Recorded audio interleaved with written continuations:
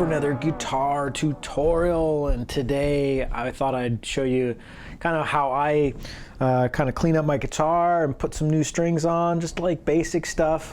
Just recently I did an interview with a good friend of mine, Mark Brown, that you can check out on my YouTube channel. Maybe I'll put a little link up there.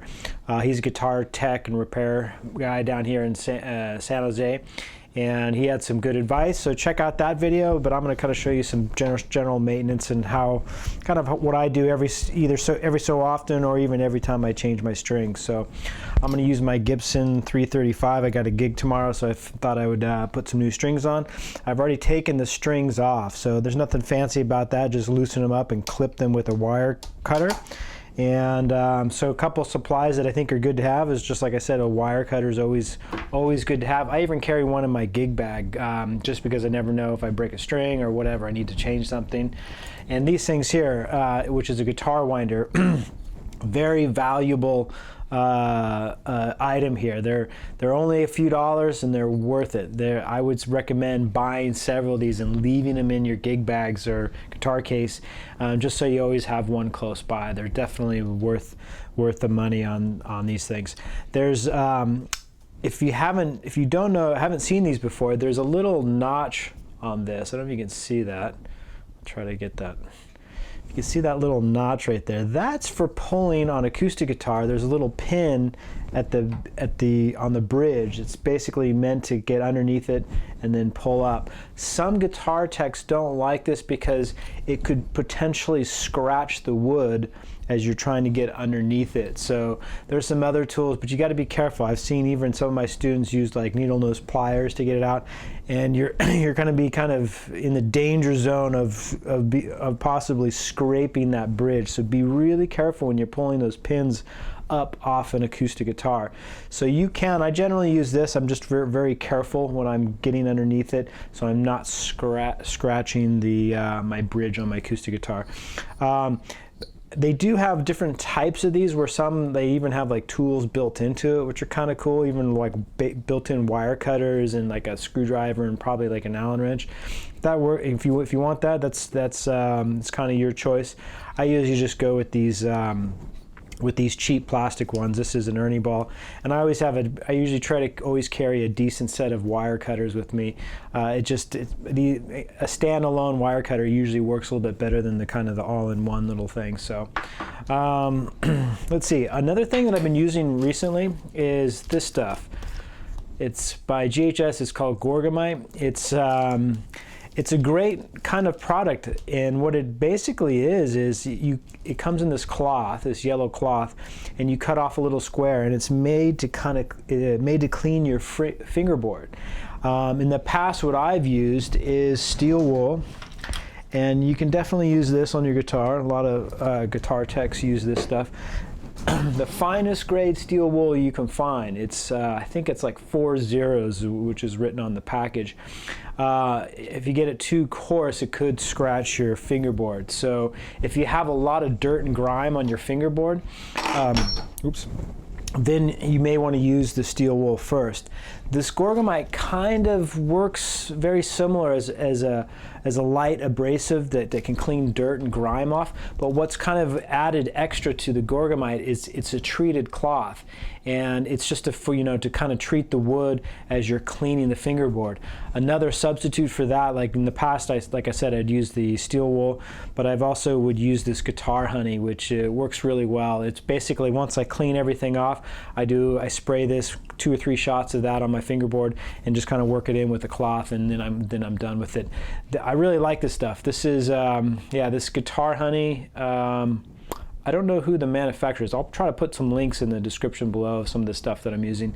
But this little bottle will probably last you, I don't know, 5 or 6 years. It really, a little bit goes a long way. And I've probably gone through 2 bottles of this in the last 10 years, and I use it a lot on my students' guitars. So this stuff it definitely lasts a long time. It's not very much. It's like $5 or $10 or something like that. So I definitely recommend, if you can't get the Gorgomyte, get some steel wool and get the guitar honey. So let's see. The strings I'm using today, I'm going to put on, are a 10 set on my 335. These are I think they're relatively new. They're the Slinky Cobalt brand of strings.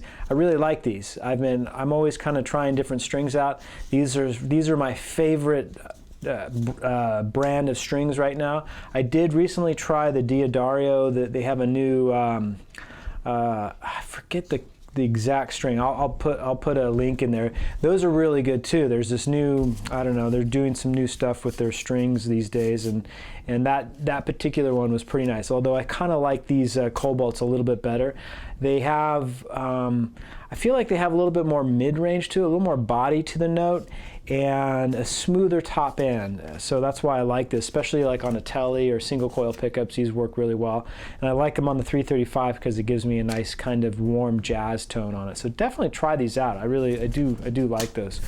All right, so we'll see. Anything else? That's about it. I'm not going to do intonation. I'm just going to show you real quick, kind of go through a quick cleaning of the fingerboard, and then I'm going to show you how I put my strings on the guitar. All right. Okay, since my fingerboard isn't too bad, I'm just going to go right into this Gorgomyte, and I'm going to cut off a little bit of a square here. You don't really need much. This is probably a little overkill even, so something like about like this. But you're going to see in a second, even though this is a black and white video, you're going to see how much dirt this thing is going to pull off from the guitar. So what I do is, it's just like anything else. You're just going to rub right onto the fingerboard and the frets and everything. And you want to really get in there good and get all that dirt out, because it can really build up. And if you're not washing your hands before you play on a regular basis, this thing, the fingerboard will just get, you know, gunk caked on it. And sometimes I see some of my students' guitars, it's just like there's literally a ton of junk and just debris on the strings and fingerboard. So definitely, you know, clean your guitars as often as you can. I probably do this stuff with the Gorgomyte or the steel wool probably every 3 months, I would say. If I'm playing the guitar a lot, it probably would need that every couple months. I don't do it every time I change guitars, because I try to keep my hands clean when I play. And so you can see, like I'm showing you here, you can see how much junk this stuff picks up. It's definitely picking up some of the metal from the frets that are being worn out as you play. And it definitely, there's, like I said, there's a treatment to this cloth, so it's going to give a nice kind of gloss shine to your fingerboard, and the wood will kind of soak it in, and it'll condition it nicely. Now, if you were to use this stuff here, I may just spray.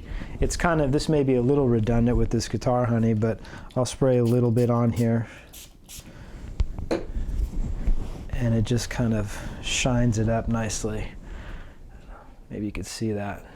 Nice and clean. I got this cloth here. One thing when you have the strings off on your guitar,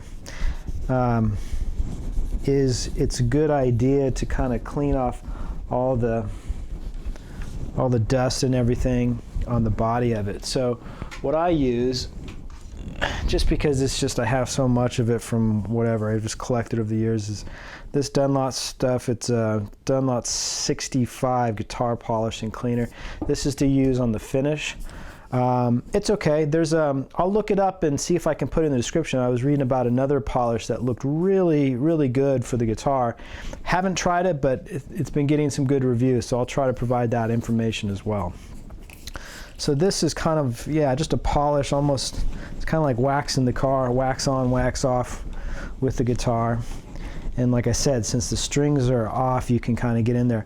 On a Gibson, you got to be careful because these things could rotate a little bit. So you want to make sure that they're not gonna, they're gonna stay in put there, because it'll change the height of that. So you just want to get it, you know, clean it up as best you can. I don't do this part all the time. Only if it starts to get a little dirty, and it has been. It hasn't been clean in a while, so it'll look good for the gig tomorrow night. And almost done with this side. And I may even do another quick little. Now when I flip it over, if you have a Gibson, this bridge right here is floating, so it'll come right off. So I'm going to set that aside, making sure that you know which side that's going to be put back on. Give it a little more shine to this.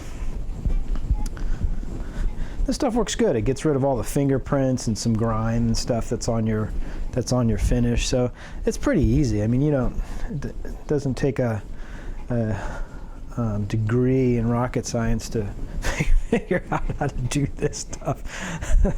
You're like, I get it, Chris. It's not that difficult. All right, just shining it up. Oh, it's always good to have some cloths handy, some nice kind of a non-abrasive cloths if you can. There's a little bit right there I missed.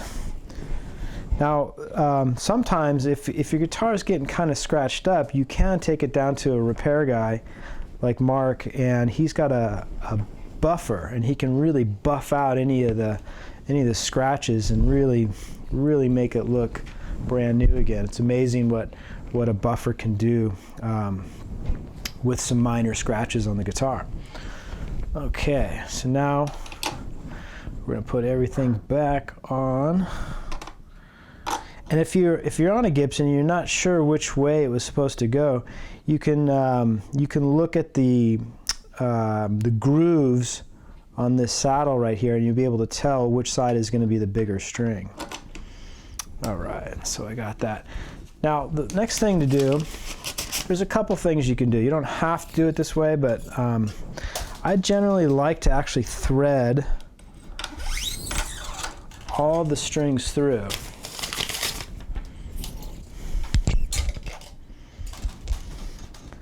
Like this.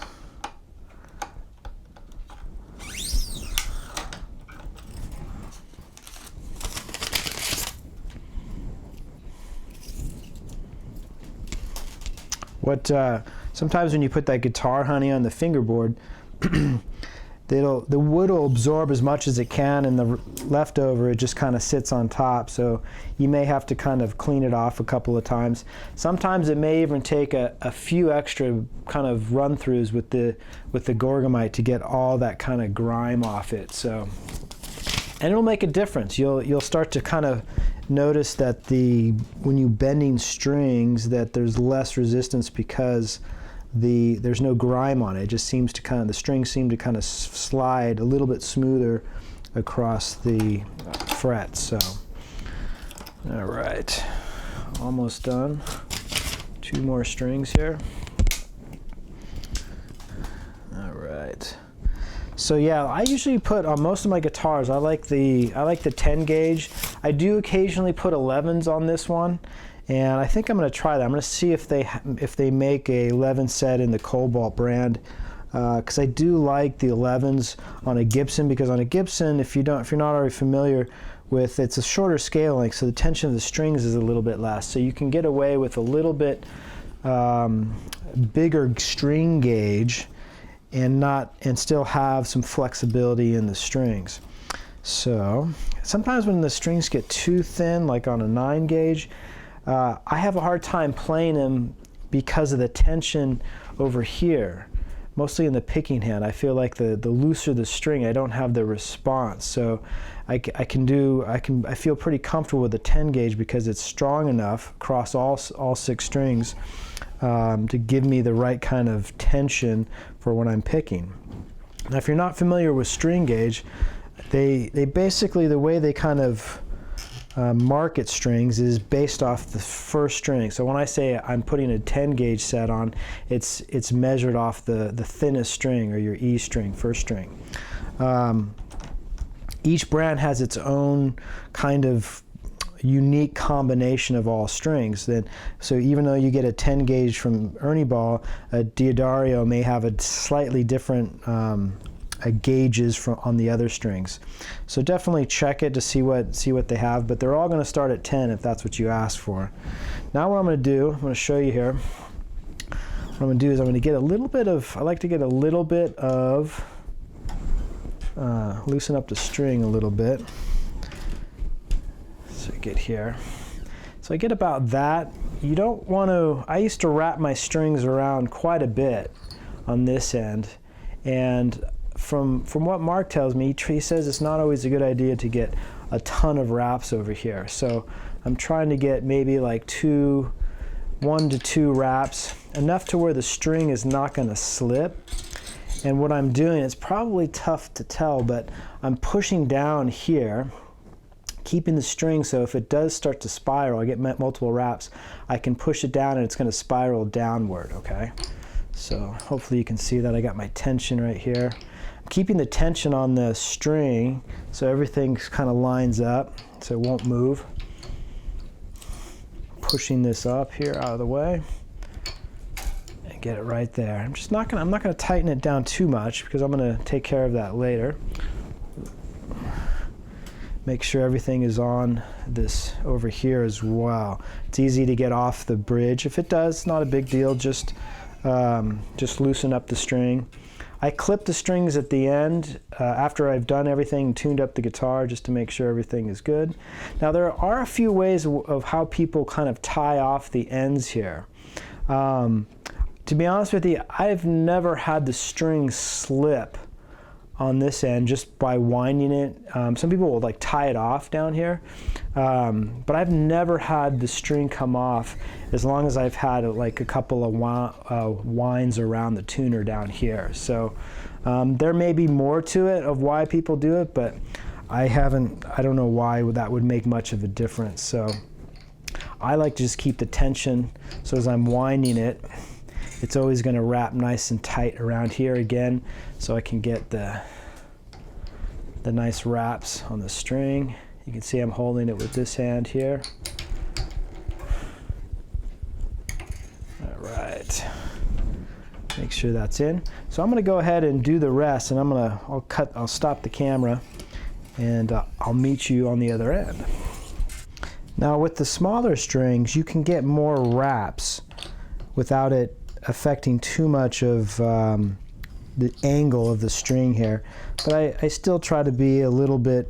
I don't want to get too many wraps, I should say. So as long as I get 3, maybe on the smaller strings, I try to go between 3 and 4 wraps around here. And then I'd always keep the tension as the string starts to tighten up and I have to get my hand out from underneath the string and change positions. I'm always trying to keep tension on it because that'll keep everything in place, like I said, and keep the string nice and wound on the tuner. Now, okay, so now I got all the strings on here and they're not real tight. And I just kind of start to get them a little bit closer to where the pitch, and I'm just kind of really now just doing it by feel. I'm not worrying about exact pitches or anything. I'm just kind of tighten these up a little bit, and I've been doing this for so long I can kind of get these things in a ballpark generally, and just by the tension I'm feeling where the tension is to get them kind of there. So now that the strings are on, what I like to do is stretch out these strings, and this is going to be a kind of a process back and forth of tuning the guitar up and then stretching the strings out. So what I'm doing is I'm just using my thumbs and I'm going along here. You can see maybe another side angle, and so I'll turn my tuner on, and I do that on all the strings here. And I'm pushing down with my thumbs here along the string. This helps kind of stretch them out, so when you're playing, whoa, that one was way over. Almost tuned it up to the A string. All right. So each time you do that, the string is going to drop in pitch. And I like, when I'm tuning the guitar, I like to tune up to the note versus down, because what can happen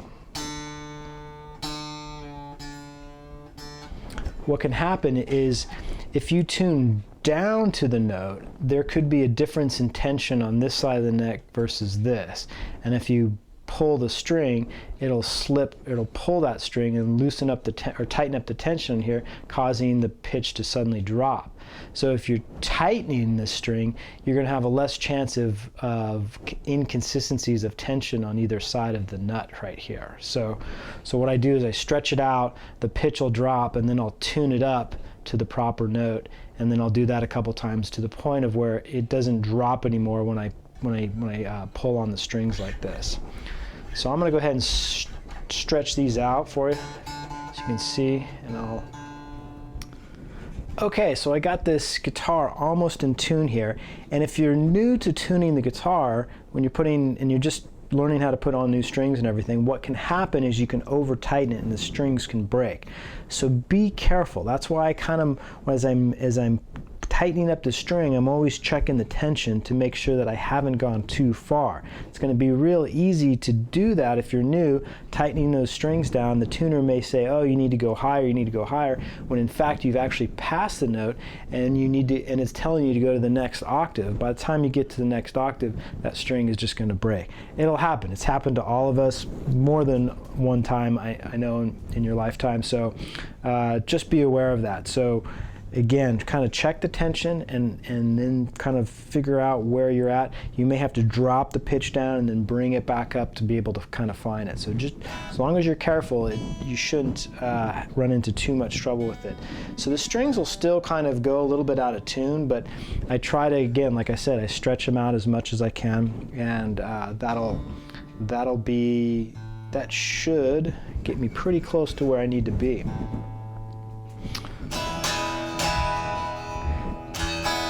Getting there, it's getting there. Well, hopefully you found this tutorial helpful. Please let me know if you have any questions. I'm trying to think if there's anything else I can show you. I think that's it. Just a simple cleaning the fingerboard, getting the strings on. Like I said, I'll put some of the links in the description so you can check out some of the things that I was using in this video. Let me know if you have questions. I'll see everyone in the next video. Thanks for watching. Bye.